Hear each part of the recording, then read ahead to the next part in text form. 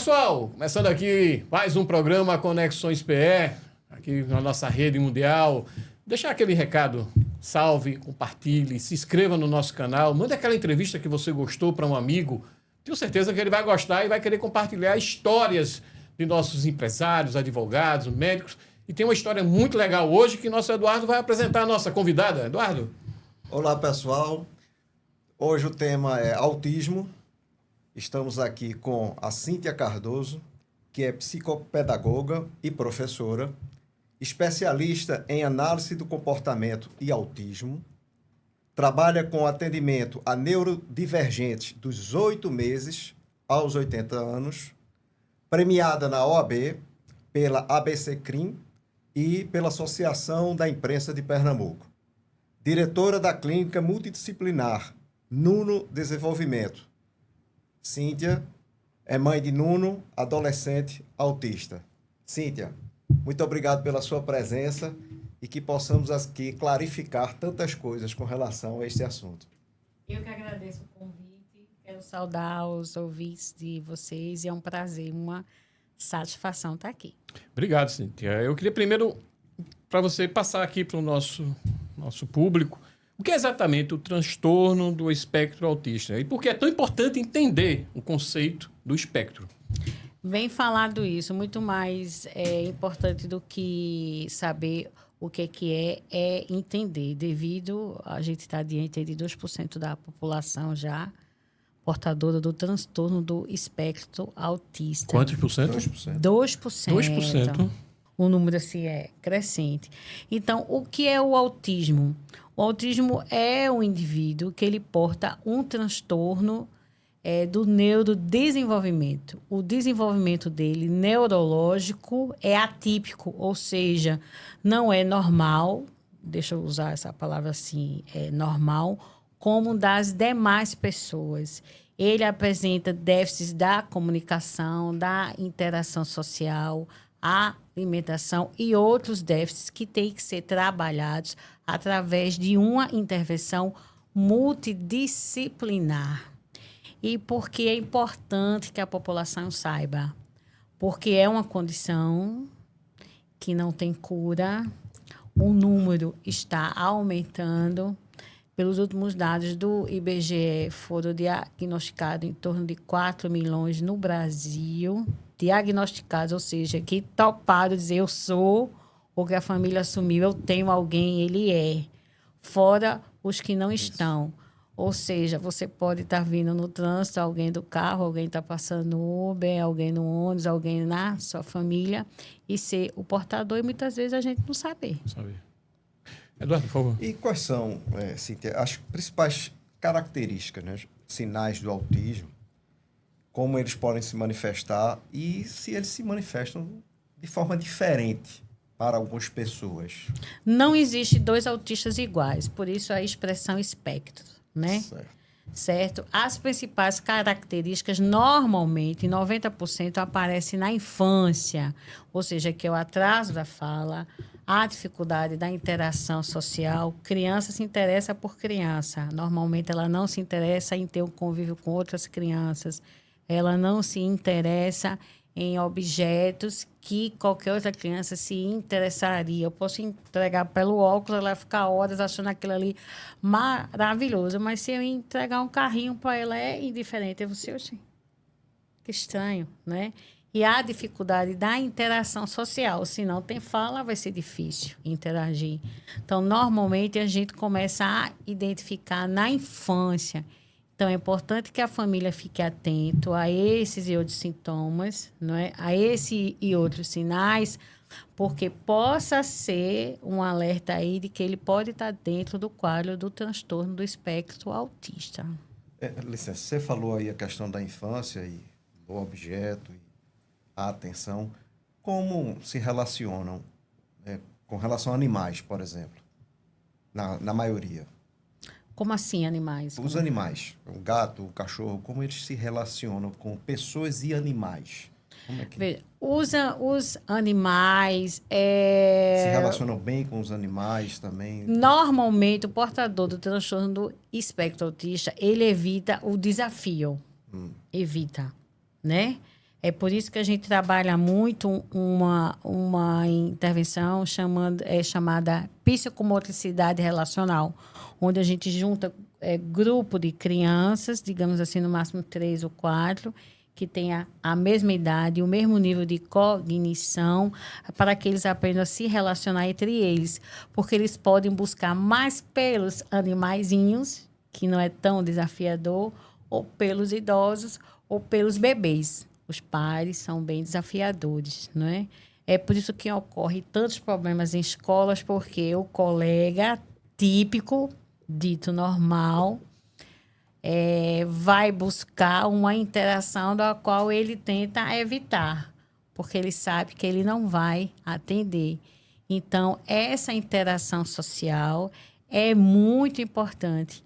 A tendência da família hoje, devido ao preconceito, a uma série de coisas que a gente vai falar no decorrer, se puder, Sim. é evitar a interação social, enquanto o caminho é o contrário, não é isolá-lo.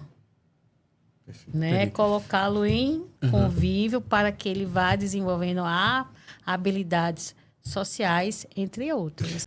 Sim, só hoje você falou que no número de casos de autismo tem crescido, né? O diagnóstico tem sido visto. Isso é por quê? Porque está mais comum. Você tem anos e anos de experiência.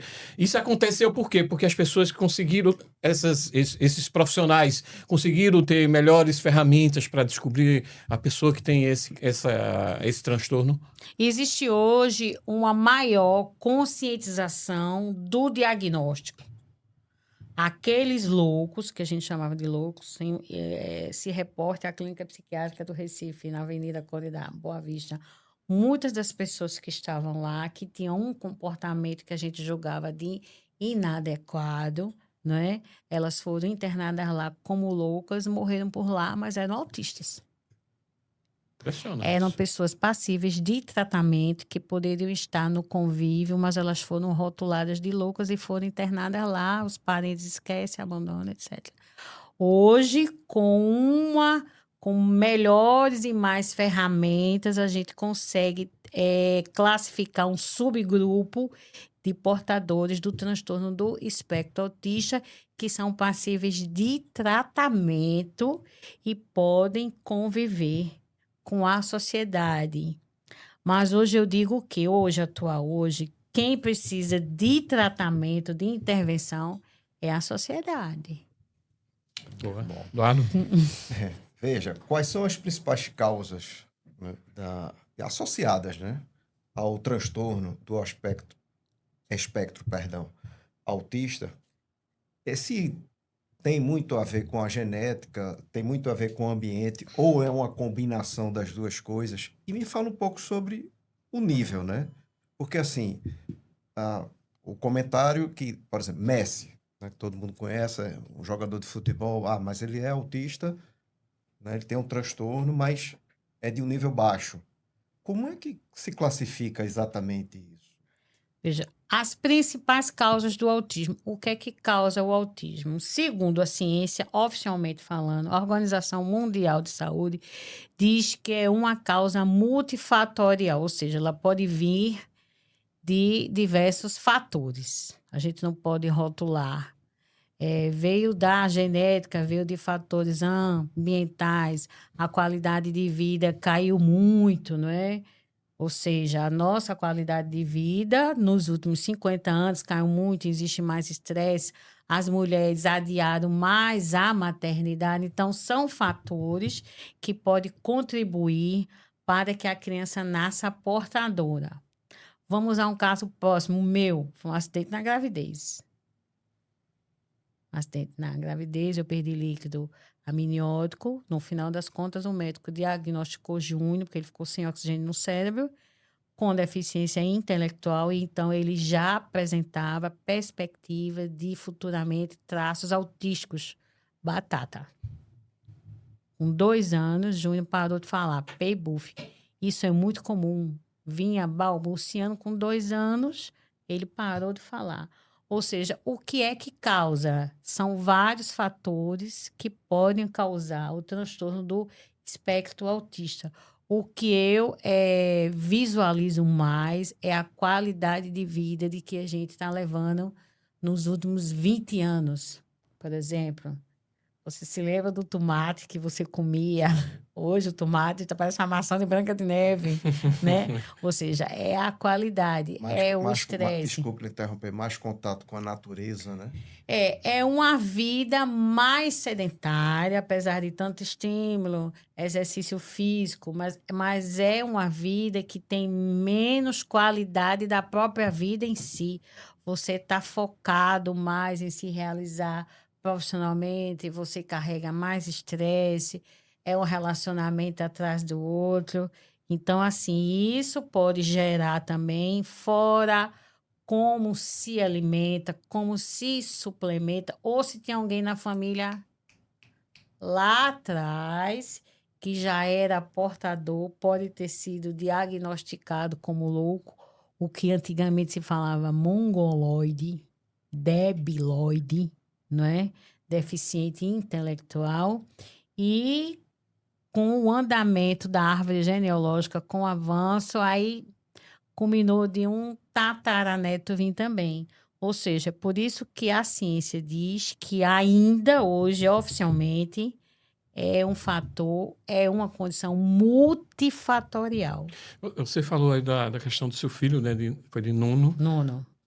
A importância do diagnóstico precoce, né? Para a criança. Como é que a senhora classifica isso, por favor, para a gente? Eu acho que é como qualquer tratamento. Quanto mais cedo se sabe, mais fácil fica se ter sucesso no tratamento.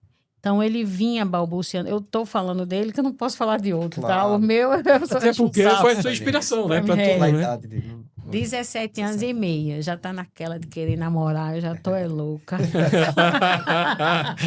Né?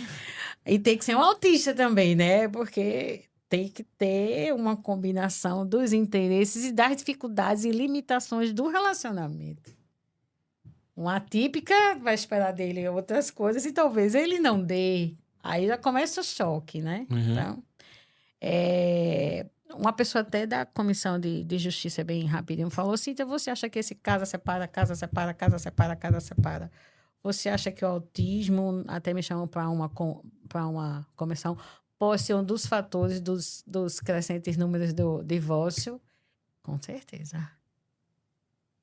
Com certeza. Há um sentimento de fazer uma pesquisa em cima Há disso? um sentimento de fazer uma pesquisa em cima disso. Não estou Bem esperando a interessante comissão isso. lançar, porque, assim, de um relacionamento se espera muita coisa. Se um tem dificuldade de toque, de contato, de interação social, prefere o isolamento e o outro não, vai dar divórcio. Vai dar divórcio. Mas é muito diferente. Não vi isso antes? Não. No auge da paixão, não viu. Ele podia ter um rótulo autista, mas a pessoa não quer saber. Olha aí, meus amigos pesquisadores, vão trabalhar nessa pesquisa. Trabalhar nessa pesquisa. Com esse número crescendo, Nuno já tem 17 anos e meio, né? Já está com outras perspectivas. Vai ter as frustrações e a mãe vai junto, vai sofrer também. Mãe não carrega tudo isso, né? Então, assim, esse número crescente vão trazendo, já trazem consigo muitas outras questões aí. Uhum. Eduardo, por favor. E com relação àquele momento da pandemia, né? Não só durante, mas após a pandemia Covid-19, houve relatos muito intensos, né, de pais com relação a esse assunto. Qual é a relação que teve a Covid, o isolamento social, ou não teve uma relação muito forte para esse diagnóstico do transtorno naquela ocasião? Olha, oficialmente não há. Não existe um estudo, nada catalogado, nenhuma nota técnica dizendo que o autismo veio por causa do Covid e o número aumentou após o Covid. Oficialmente não há. Vá que eu fale aqui que há, aí, né? Não há. Até o momento Porque não há uma pesquisa. Nós temos uma questão chamada dos bebês pandêmicos, ou seja, os bebês que nasceram nesse período e foram expostos a menos socialização, a menos contato com as pessoas. eles foram pouco estimulados. Ninguém podia sair nem para comprar uma lata de leite. Imagina o quadrado, colocar a criança no play, não é? Então, isso oficialmente não está definido. Pode ter havido que, como houve mais isolamento, houve menos interação social, essas crianças que nasceram nesse período, eu tenho muitos pacientes assim, que as mães chegaram, ele é autista porque nasceu no período da Covid, doutora. Aí a gente vai investigar, blá, blá, blá. Não, ele não é. Não, ele não é. Para com essa loucura que ele não tem, porque ele nasceu nesse período, ou seja, ele foi pouco estimulado, saiu pouco, conviveu pouco com as pessoas, então o desenvolvimento dele foi mais lento, mas oficialmente não existe nenhuma A associação. sua clínica, professora, tem quanto tempo já? São Júnior tem 17, ela tem 8 anos. 8 anos. Então, durante a pandemia, a senhora deve ter enfrentado alguns problemas, com isolamento, interrupção de terapias. Como é que isso aí impactou nas famílias por conta da Covid? Vários problemas, né? Porque ninguém sabia o que era o Covid, ninguém sabia Sim. o que ia acontecer, todo mundo achou que ia morrer, né? Então, assim, as clínicas tiveram que ser fechadas, as escolas também, os tratamentos tiveram que, a priori, eles serem interrompidos. Mas com a falta de escola e com a falta de tratamento, as crianças entraram em pânico, né? Ou seja, qual foi o esquema que eu montei? Certo. Eu montei. A minha casa parecia uma empresa de EPI. A gente botava todos os recursos dentro de um saco preto, a agenda, álcool gel, programa, frequência, recursos, e mandava para casa e a equipe ia atender ele no domicílio. Houveram percas, houveram, com certeza. É diferente dele estar no ambiente clínico. Ainda impactou? Ainda impactou Ainda temos resquícios ainda, porque existe um processo do desenvolvimento em que a gente não pode perder aquele tempo. Então, se foi um período em que houve poucos estímulos, com certeza isso gera consequência até hoje. Certo. Eduardo, por favor. E com relação ao tratamento, né, você falou um pouco aí disso, mas o que é considerado mais eficaz hoje? Existe um único tratamento, vários tratamentos, é algo individualizado? Como é que está hoje isso? Os tratamentos, eles chegam para a gente implantar através do laudo médico. Sem o laudo médico indicando o que é que deve ser feito, a gente não consegue fazer nada.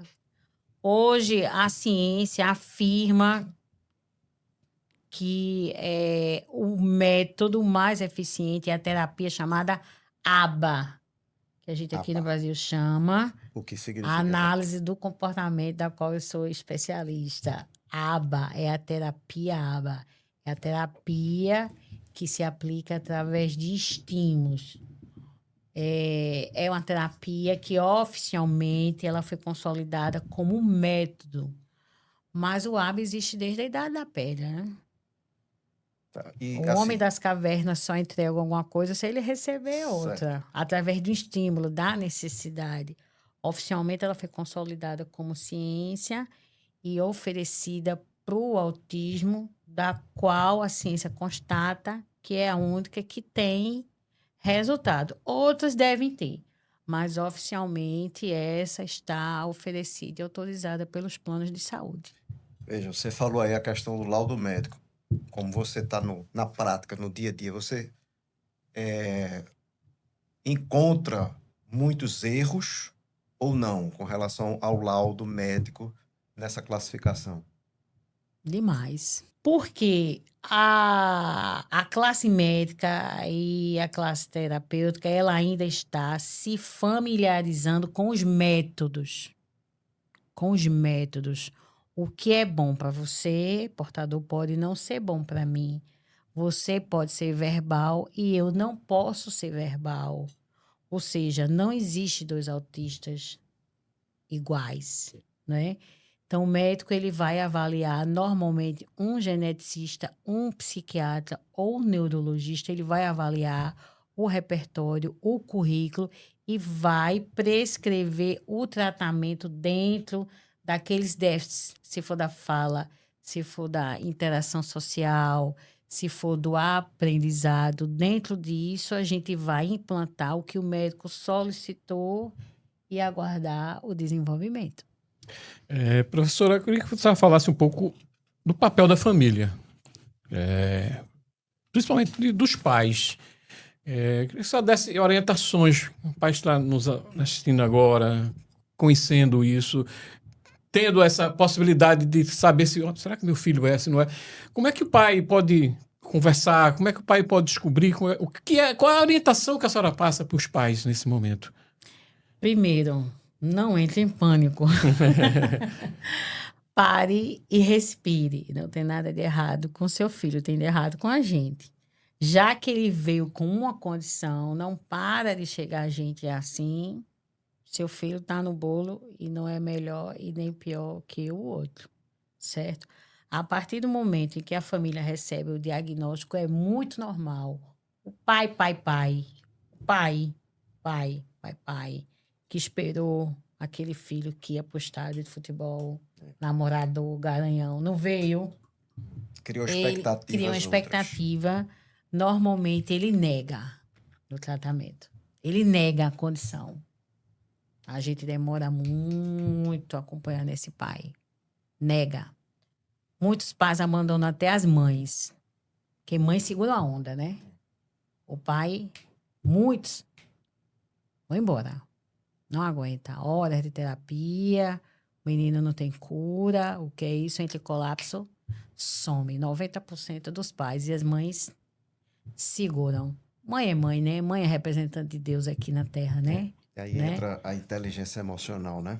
Mais então, mãe é mãe. Mãe acredita, como eu acredito. Provável. E Nuno, como eu acredito. Ele já trabalha na clínica, já pergunta pelo dinheiro dele, o Pix dele que não entrou. Não, mãe, né? Mas acredita. Tanto que a clínica existe por causa dele. Ontem eu estava dizendo para o meu gestor, a clínica existe por causa dele. Entendeu? Então, assim, o que é que eu aconselho às famílias? Primeiro, pare, respire. O piloto não sumiu, ele ainda está na cabine, fique calmo, certo? Não é o fim do mundo. O diagnóstico não é o fim, é o começo. Veio uma pessoa na sua família extremamente sensível, especial, apta para muita coisa e precisa que você, família, se trate. Isso. Normalmente, as famílias entram num colapso, não conseguem se tratar, a saúde mental fica comprometida. E agora? Se eu tenho que contar com a saúde mental e emocional da família, a família está colapsando, está entregando a criança para uma babá que está nesse mês e não está no outro, entendeu? O pai sumiu. Quando eu pego uns pais na clínica, eu venho cá. Tem um negócio na lei chamado abandono incapaz. Né? Quando eu pego a oportunidade, assim, as famílias precisam se tratar, porque de repente o médico prescreve 40 horas de tratamento por semana. 20 horas na escola, 20 horas na clínica. Se aquela mãe ou quem estiver representando esse papel não tiver bem, aquilo tudo vai ruir. Você falou aí em escola, né? Quais são os grandes desafios, né, para as escolas e o que tem, de fato, funcionado na prática, na sua experiência? Escola sempre foi um grande desafio, até para os normais, né? O Enem está chegando, vestibular, você já passou na particular, eu passei na pública, a família fica cobrando, né? Escola sempre foi... Para os tímidos, para os agitados. Sempre né? foi um desafio. Eu já cheguei a entrar assim, turma, da minha cabeça, a turma tão agitada que eu acho que vai aprovar todo mundo já no primeiro semestre, porque né? São muitas questões assim particulares, porque a escola ela absorve muitas questões particulares, do qual na escola não é lugar para isso, né? Os maiores desafios da escola hoje, o que é? São os mesmos desafios que a sociedade enfrenta. É a falta de preparo, é a falta do tempo para se preparar, não é? É a falta de empatia e a falta de disponibilidade de investimento para esse público. tanto privado quanto o público. E isso é uma coisa que a gente precisa parar para pensar, porque se ele não tem cura, ele pode ter melhoras, ele continua sendo um cidadão de direito. Claro. Não é? Então, eu acho muito complicado para a escola receber o público típico, que a gente chama de normal, até que se diga o contrário. Eu posso sair daqui dizendo, eu acho que o pessoal lá da mesa, o pessoal tá dentro do quadro, né? Como já aconteceu algumas vezes, eu fui para um podcast, o de Hugo.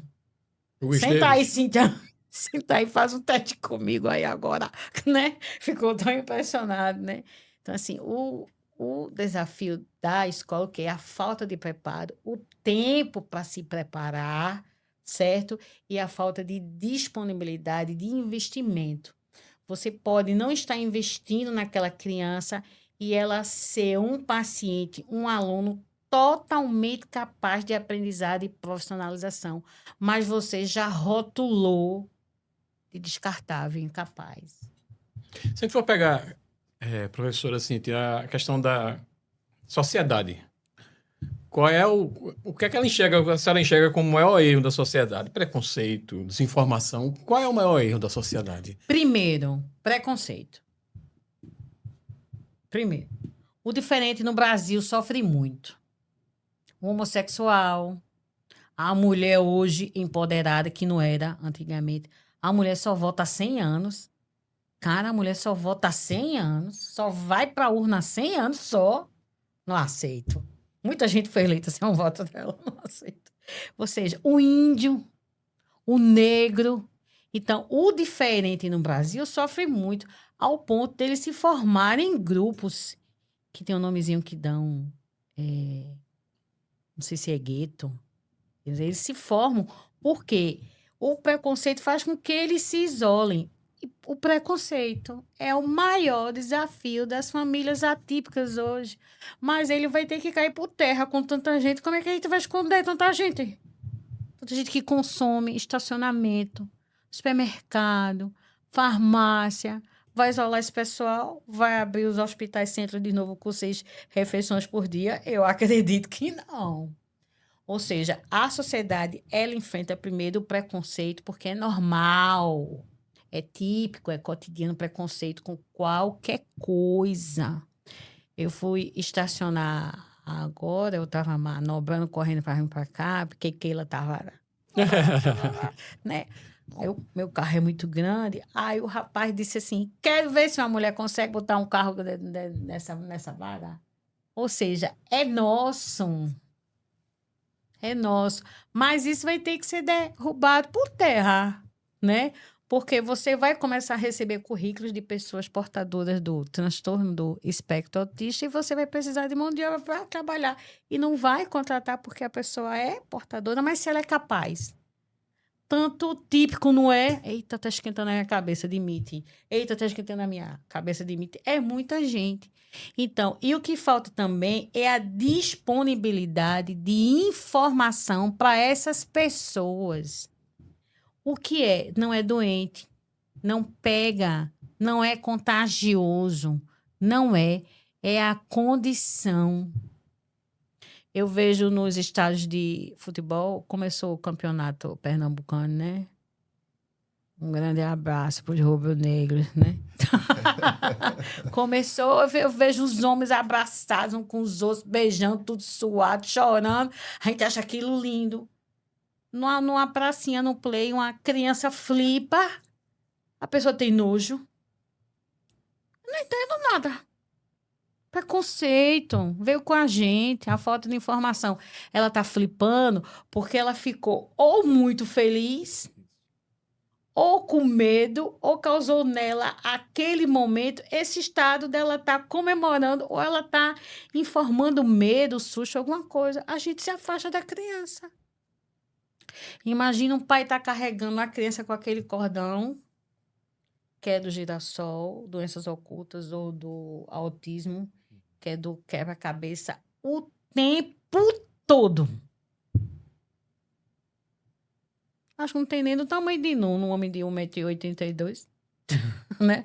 O tempo todo para informar que ele carrega uma condição e respeite. Se não entende, pelo menos respeite. Ou seja, o problema é a falta de informação. Eu não gosto daquele cordão, não, tá? Eu acho assim, né? Porque pode estar identificando, dando limite ao entendimento de quem está com aquela pessoa, mas também pode estar dizendo para pedofilia, vem em mim, que eu sou vulnerável. Também pode. Também não pode? Pode. É muito vulnerável, né? Deixa a pessoa muito vulnerável, né? Com essa rede ampla de pedofilia aí, que nunca viu uma coisa dessa. Agora vira moda. Eduardo, por favor. E com relação aos pais, você falou assim, formação e investimento. Acho que são duas palavras muito interessantes. E foco, né? Porque, assim, essas pessoas, elas têm talento em alguma coisa, Sim, não é? todas. Então, todas têm um talento. E a escola, muitas vezes, pela forma como ela trabalha com várias coisas para estudar ao mesmo tempo, não consegue identificar aquele talento. E se perde aquele talento. Como é que se enxerga isso? Como está sendo tratado isso? Dizer, opa, esse garoto aqui tem este talento, seja para o que for, arte, futebol, cantar, enfim. Como é que isso tem sido trabalhado? E se as entidades, só para complementar a pergunta, se as entidades empresariais, Isso. elas poderiam participar mais, né, para que pudessem absorver essas pessoas, trazer essas pessoas para dentro das empresas, do das mercado, empresas, isso. que a gente fala tanto de negócios, fala do negócio. Muito bem colocado, Pedro. Tudo isso é válido quando o preconceito cair e a informação chegar. Tudo é válido. Tudo é válido. Tudo é válido.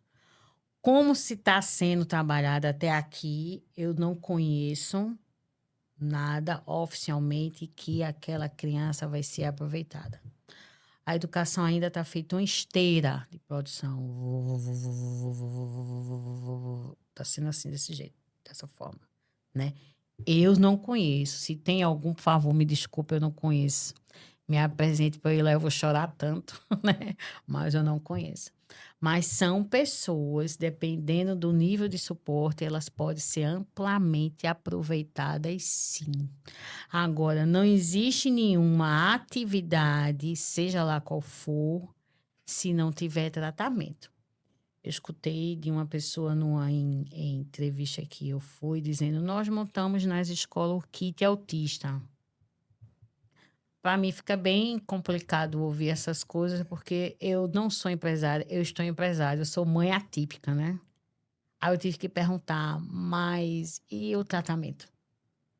E a FUNE, a TO, e a psicóloga, psicomotricista, a atividade física especializada e a neuropsicologia. Cadê? Cadê? Você pode montar o kit, você está aceitando a condição, mas ele precisa de tratamento. Sim. Ele precisa falar. O papel da fonoaudiologista é muito importante nesse O processo. papel da fono, porque a expectativa da família é que ele fale. 90% apresentam dificuldade na fala.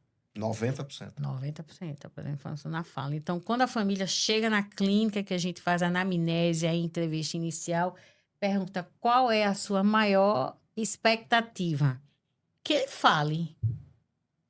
Comunicação. Ele pode ter um rachão no cérebro, a família quer que ele fale. Como eu também quis um dia que Nuno falasse. Nuno falasse.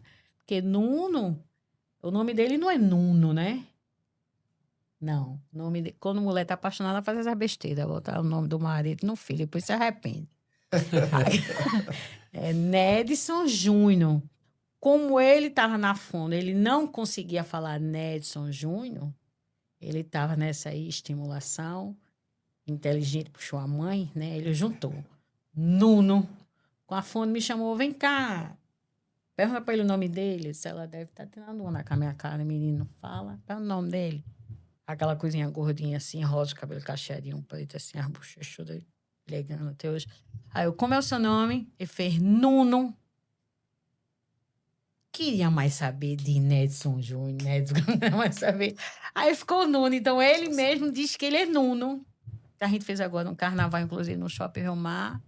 Nuno na folia, ano 3. E ele diz para todo mundo, me chame de Nuno, porque Nuno só tem um, Júnior tem muitos. Legal. A expectativa da fala é muito grande por parte da família. Você chegar perto de uma criança e perguntar qual o seu nome, a criança não falar, é uma facada, assim. A criança não fala. Para alguém que está com ele dizer, ele não é verbal, é terrível, né?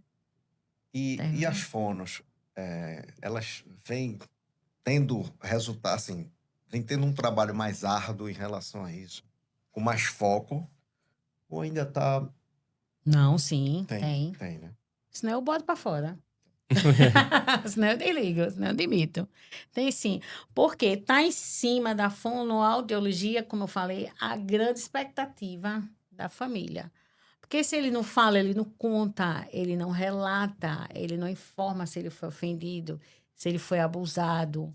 Um autista ele pode ser abusado e não saber que aquele toque foi um abuso. Se ele não falar, Não se é sabe. por isso a grande expectativa da família que ele fale. E a minha também. Ok, obrigado, professora Cíntia. Deixa eu pedir aqui para Eduardo aqui, agradecer nossos parceiros, Eduardo, por favor. Vamos lá, Beto. Obrigado aí pelo apoio. Alpha Ways XP Investimentos, a Delta Café, a Óculo Óticas, a Contar, assessoria de contabilidade e assessoria tributária, Cultura Inglesa, CDS Sistemas e a Taverna Suíça. Professora Cíntia, muito obrigado pela sua atenção, pela sua participação, pela sua desenvoltura e por clarificar tantas coisas importantes sobre o tema. Eu que agradeço, é um prazer, é uma honra estar aqui com vocês, né? Já sou seguidora. Que bom. E é sempre muito bom a gente ter essa oportunidade para que a gente otimize essas informações, amplie e as pessoas fiquem conscientes e não esqueçam que inclusão é vida. Com certeza. E vida de muita gente. Obrigado, professora. Obrigado, professor. Aí, Eduardo. Valeu, Beto. Valeu. Obrigado. Vamos dar uma paradinha, gente. Vai ter o carnaval, né? Vem aí, mas depois do carnaval a gente volta. Tem uma série de entrevistas já agendadas aqui. Eduardo já agendou um longo material para a gente conversar. Tem empresários, tem advogados, tem médicos. Olha, vai ser um carnaval de entrevistas, né, Eduardo? Isso Vai ter um aí. carnaval de entrevistas. Agradecer mesmo e reforçar aquele pedido, gente. Ó, a gente bateu muito na tecla aqui. Comunicação, informação. Esse programa aqui é muito interessante. Passe para um amigo, passe para as pessoas, se inscreva no nosso canal, tá? Conexões Pernambuco. A gente está na grande rede, na rede mundial. E a gente conta com vocês. Grande abraço.